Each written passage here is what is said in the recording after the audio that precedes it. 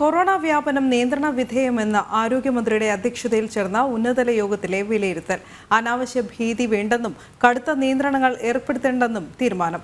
എറണാകുളം, തിരുവനന്തപുരം ജില്ലകളിൽ പ്രത്യേക ശ്രദ്ധ പുലർത്താനും നിർദ്ദേശം.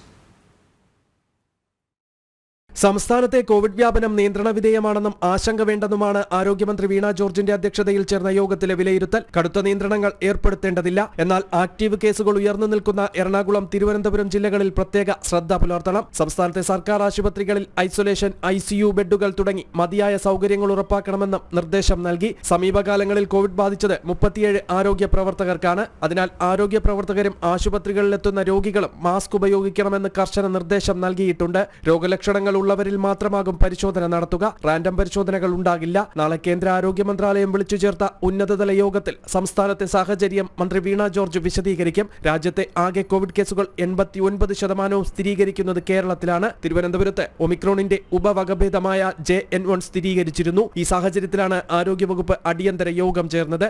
ജനം, തിരുവനന്തപുരം.